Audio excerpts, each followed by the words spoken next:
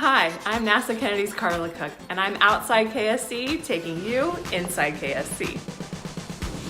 The twin solid rocket boosters that will help NASA's Artemis 1 mission get off the ground next year are really coming together.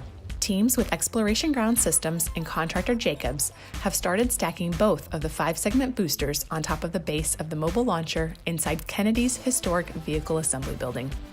Manufactured by Northrop Grumman, the boosters provide more than 75% of the Space Launch System, or SLS rocket's total thrust at launch. The first in a series of increasingly complex missions, Artemis 1 will test the Orion spacecraft and SLS as an integrated system ahead of crewed flights to the moon.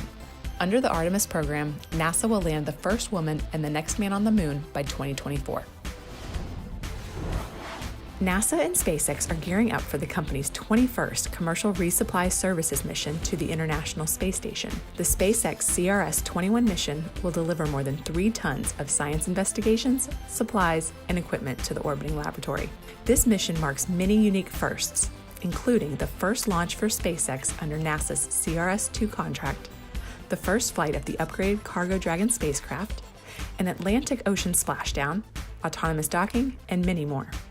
On board is the NanoRacks Bishop airlock, the first commercially funded space station airlock designed to provide payload hosting, robotics testing, and satellite deployment. For more Inside KSC, check us out on social media and nasa.gov/Kennedy.